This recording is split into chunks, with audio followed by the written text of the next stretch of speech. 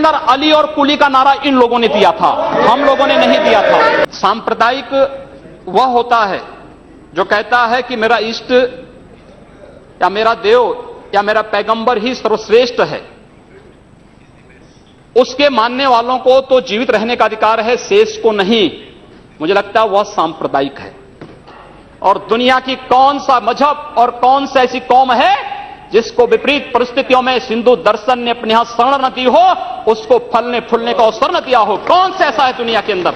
लेकिन आज जिस हिंदू दर्शन ने सबको शरण दी, सबको फलने फूलने का भरपूर अवसर दिया, आज जब उसी के खिलाफ षड्यंत्र होना प्रारंभ होता है तो उसे एकजुट होना तो पड़ेगा ही। और मुझे लगता है इन लोगों के कर्मों का फल है कि पूरे देश का हिंदू जनमानस आज इस बात के लिए तैयार हो रहा है कि उसके खिलाफ आज शासन तंत्र से जो षड्यंत्र हो रहे हैं उसका जवाब अपने स्तर पर देना ही पड़ेगा।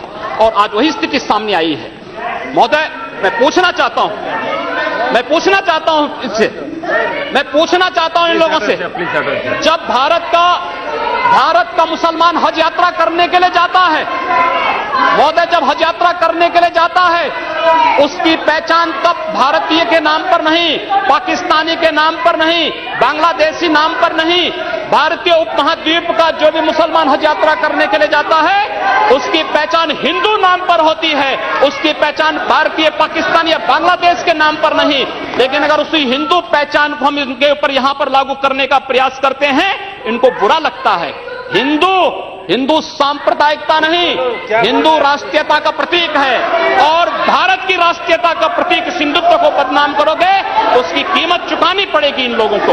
आज पूरे देश के अंदर, पूरी दुनिया के अंदर अपनी सहिष्णुता के लिए पहचाना जाता था, आज उस हिंदू के साथ किस प्रकार का व्यवहार किया जा रहा है, वह कश्मीर से विस्थापित होता है, उसे कश्मीर से निकाला जाता है।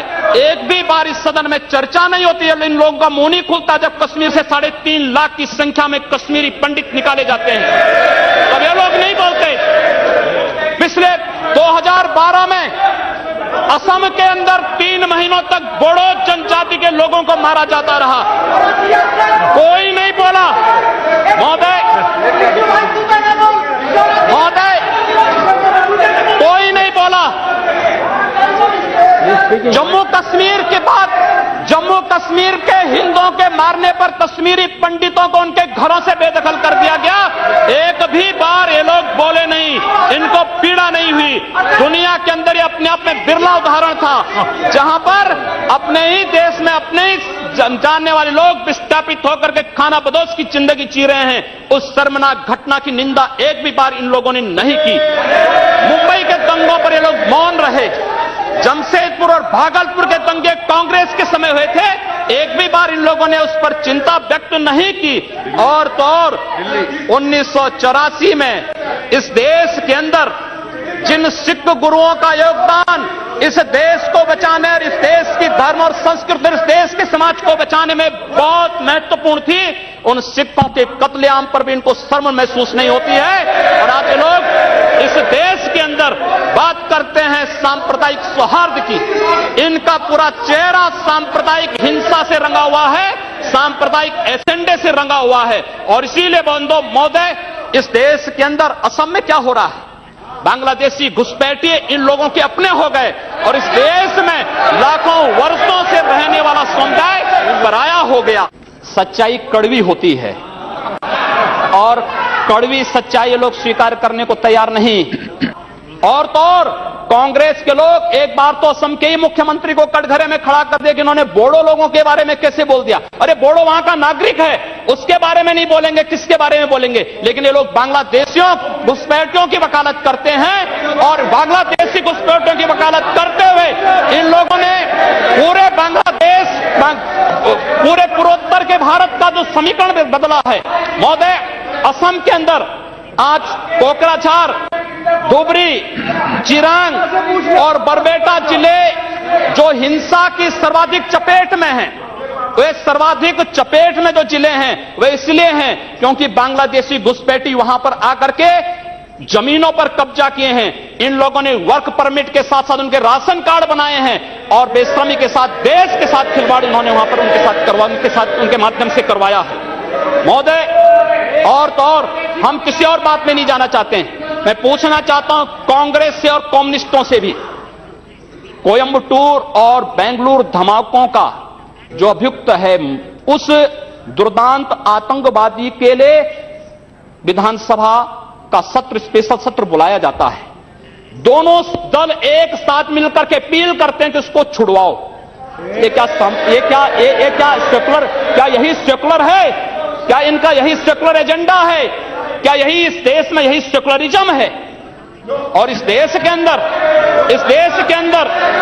महोदय, इस देश के अंदर क्या हुआ था?